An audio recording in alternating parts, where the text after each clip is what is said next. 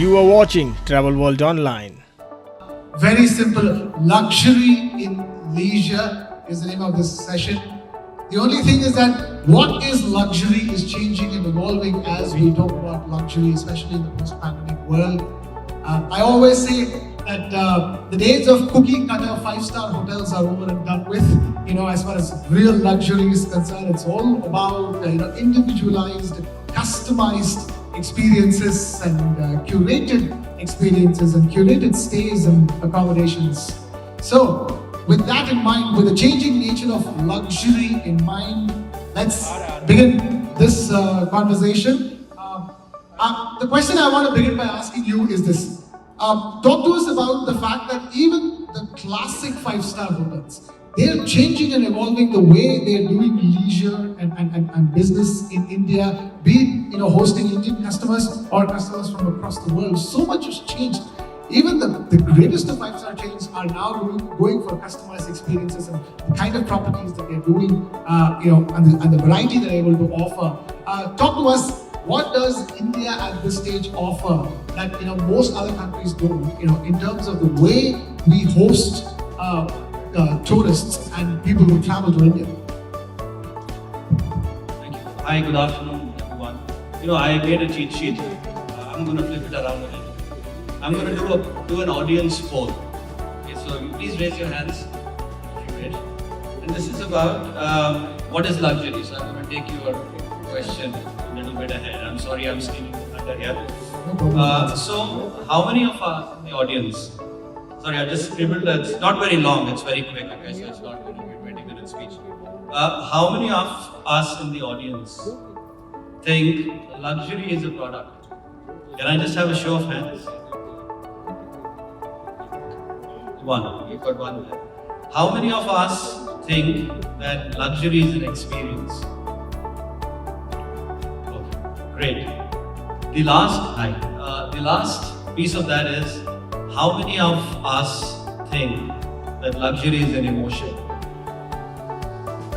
Okay, that's a lot, right? So I think the answer to your question there is the branded hotel chains, many of us. And I think a lot of us already knew all along the way. A lot of us have started realizing now more and more that luxury is an emotion. Someone said, and it's actually one of my colleagues, I always steal his words because I love them so much. He says, it's not about what you say. We're talking about guests here, so this is the head of our guest experiences team. He says, it's not about what you say to a guest. Ultimately, what they remember, when they look back several months after they visit the hotel, it's not what you say to them, it's not what you do. Ultimately, it's how you make them feel. So that's the emotion that they carry with them. So the long answer to your question, and I'm sorry I'm going David Beckham style, I like doing that, because I think it's a deep question and requires a long conversation. But I think the hotel brands more and more have started feeling that luxury is an emotion, and that's how we have started approaching the subject. So I represent Radisson Hotel Group. We are about 115 hotels operating in India. We have about 80 in the pipeline. We have a hotel every 4 hours across the length and breadth of the country, and it's one of the most recalled brands. And our emotion is, of course, we are also entering into the luxury segment of Radisson Collection. And it is going to be a sector where we are going to ensure that a guest feels right, because that's what luxury is about. Thank you. And that means that Radisson India is ahead of the curve when it comes to making sure the customers feel right. That's a good thing to know. A global hotel chain is being able to innovate better in India. Hearty to know that. Mr. Vishal Qureshi, when you talk about India, India's outbound tourism, is a matter of huge interest for everybody across the world, as India emerges as one of the largest tourist groups. When Indians travel, usually it's like a bunch of Chinese out there or a bunch of Spaniards out there traveling all the time. Now you have a bunch of Indians traveling out. Talk to us about what Saudi as a destination offers India, and what does Indian market mean for Saudi? Thank you, Krishna, for the question. Good afternoon, everyone. When we were talking about the numbers, I just had this recall back 4 or 6 months ago when we were here again during Satya. That's when we doubled down on numbers for India. So speaking on the importance of the Indian traveler for Saudi Arabia, last year we hosted more than 1 million Indians to the country, covering all of these segments, whether it's leisure, whether it's VFR, whether it's business, and of course Umrah. This year our target was to double down those numbers from India, so we're looking at 2 million Indian visitors coming to Saudi Arabia. And our vision for 2030 is that India is going to be the #1 key source market for Saudi Arabia. Indians will be contributing up to 7.5 million travelers annually by 2030. So that makes India #1 key source market for Saudi Arabia. Now, making it a #1 key source market, what does it tell us? It tells us that we have to activate every single segment an Indian traveler wants. And we have noticed rapidly that there's an incremental increase in the leisure segment from India. Either it's spend, or it's the hotel requirements, or it's the niche products the Indian traveler is looking when he's coming to Saudi or traveling to any destination. Luxury travel, if I want to ask, in between all of that? Pardon me? Luxury travel, because Now- most of Indian luxury travel, when they go that direction, it goes to the UAE. So I'm wondering, what is happening with Saudi? Now, with luxury, as part of Vision 2030, we have multiple projects which are lined up. A big piece of it falls into the luxury. We just had an opening of the first phase of Red Sea Global almost 2 weeks ago, with the first phase opening of Six Senses and the Najuma Ritz-Carlton Reserve. By the end of the year, we'll be having close to 1,000 plus keys, and by end of 2024, just the Red Sea Global is going to provide you with 3,000 luxury key room nights and hosting the entire world there. Now that's only Red Sea Global. Then we have the Riyadh, which was opened last year, the founding place of Saudi Arabia. At the Riyadh, you have more than 20 hotels coming in, from your Ritz-Carlton Reserves to your Armanis to your Cavallis. They've been using Saudi recently in their launches. I was very excited to see the launch of Dior in India. But just before that, we had the launch of Roberto Cavalli and Fendi and Dior happening, and Cartier happening in Saudi Arabia. So that luxury segment is not just being activated by giving the travelers the experiences of hotels and activities, but also to engage and indulge them with the experiences.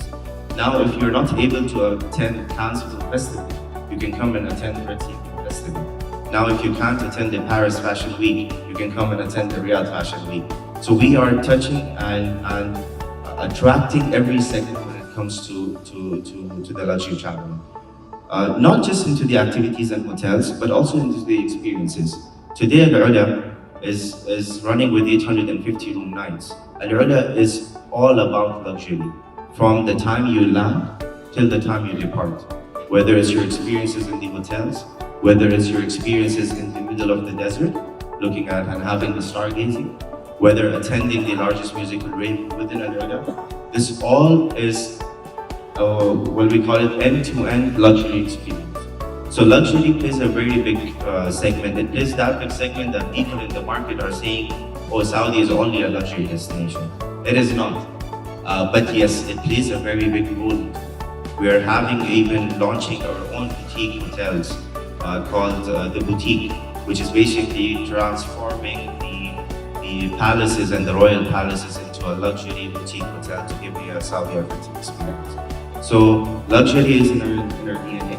I'm cancelling my tickets to UAE next time. Next time I'm going to be changing the destination to Saudi. You definitely have to. Yes. So that's luxury in a nutshell for Saudi.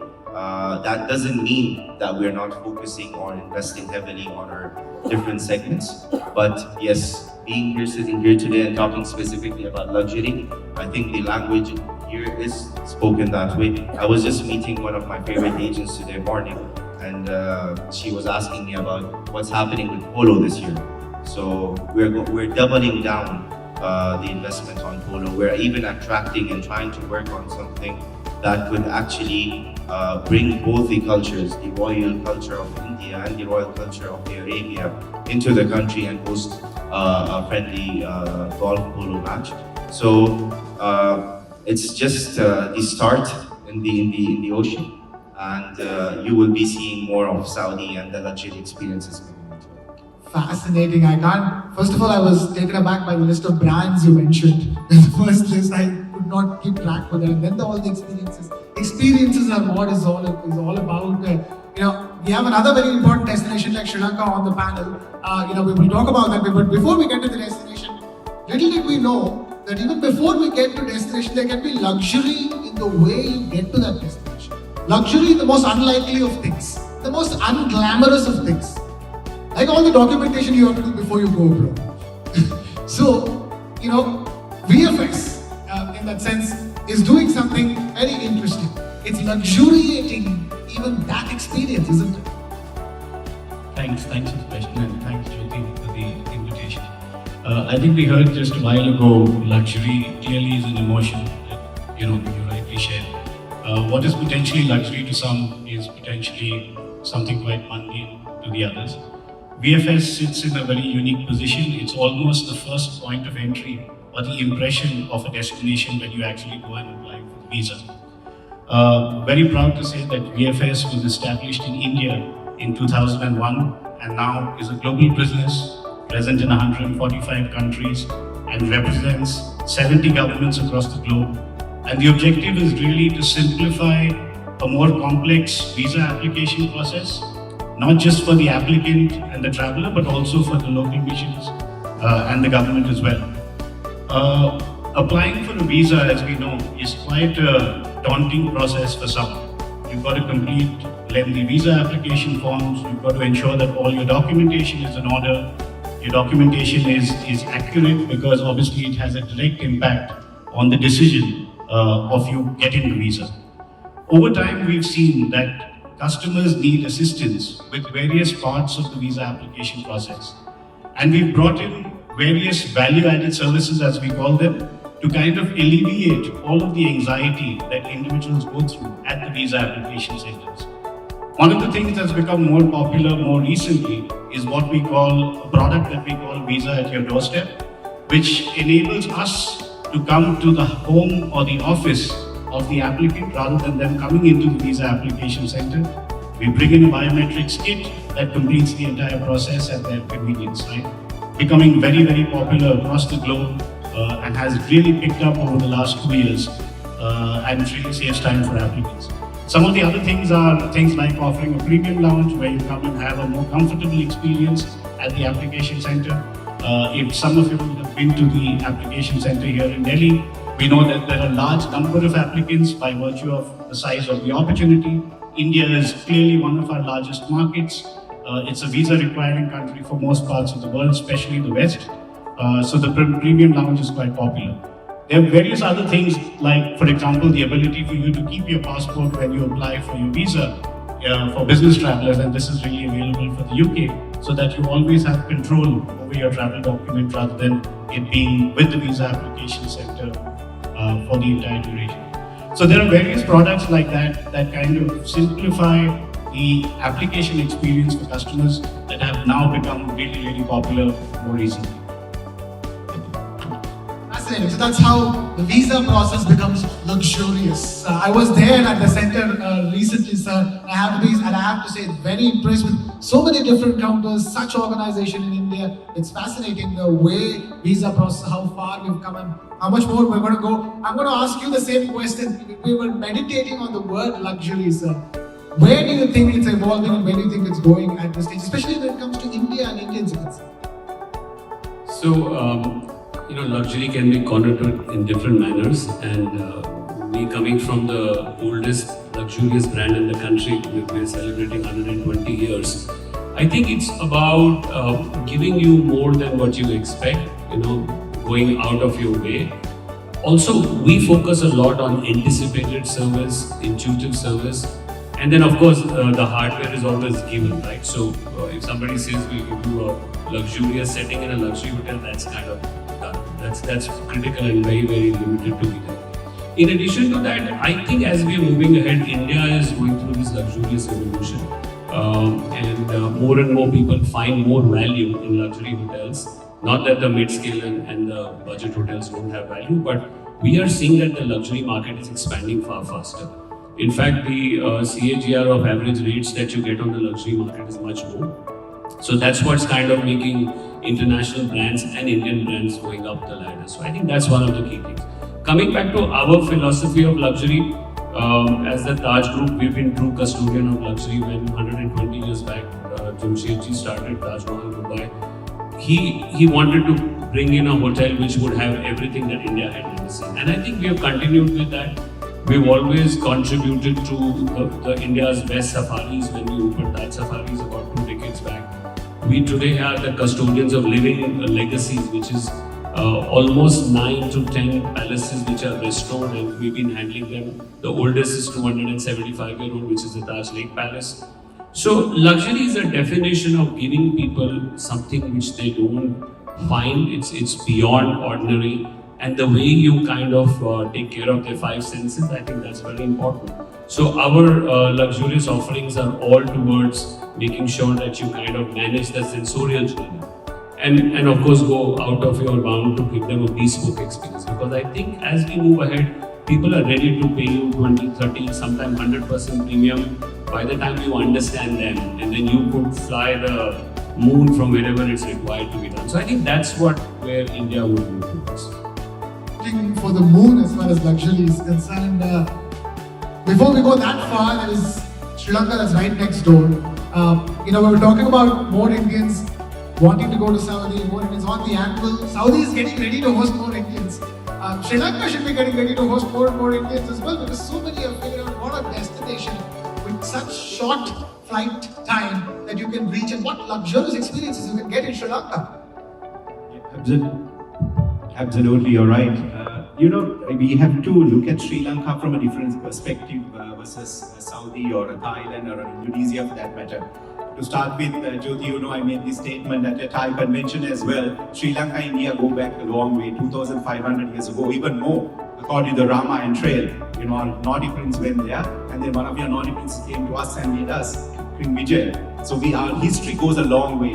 Your big brother, you're talking about domestic tourism in the morning. Let's talk about 18 million, correct me if I'm wrong. So why not Sri Lanka be part of it as well? And the luxury part can be part of that as well. This is interesting, counting Sri Lanka as part of domestic tourism.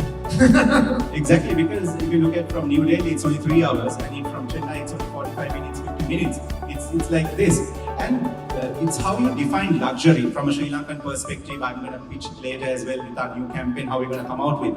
How do you define luxury? Luxury for Sri Lankans are the cultural diversification. Whether you're Sinhalese, whether you're Hindu, whether you're Muslim, everything that we have to offer. And don't forget our 22 million warm hearts. We are a very hospitable nation. I think 500-600 of you experienced it a few months ago at the Thai convention. We are known for that. Of course, there can be 1 out of 100 you don't have a negative connotation. But at the same time, we do look after our guests. You don't forget during COVID, when tourists were stuck in Sri Lanka, when they couldn't get flights and they could stay in hotels, actually our people at our homes kept them free of charge. That is a Sri Lankan culture, that's a Sri Lankan nature. Luxury again, look at glamping in Sri Lanka. Where can you get a wild elephant and within 30 minutes go and look at the biggest whale in the world? That is Sri Lanka. That's why Steven Spielberg called it a studio.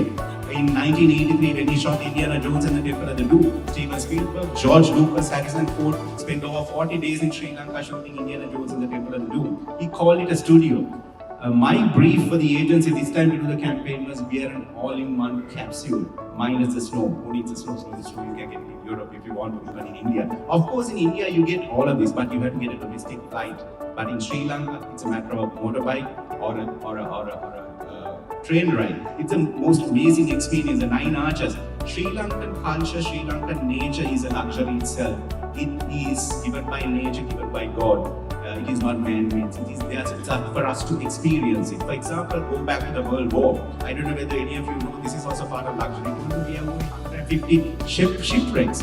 Don't forget, we were ruled by the Portuguese, the Dutch, and the British for almost 500 years. So the resources that we have, of course, we have the Taj, we have the Hilton, we have the Shangri-Las, we have the Radissons, we have all that. We just recently opened in the middle of Yala, a 5-star Hilton resort, which is going at high end. Going ahead with the concept of luxury tourism, we have a 2030 vision like Saudi as well, according to His Excellency the President and with the guidance of our Minister. Our target for 2030 is 5 million. As you know, we went through COVID pandemic, then the economic crisis we had last year. Our best year was 2.3 million. In 2018. Now we are making a massive comeback. Already we have crossed the 1.1 million mark. This year's target is 1.5 million. And of course, it is number one. Always number one. India will be always number one.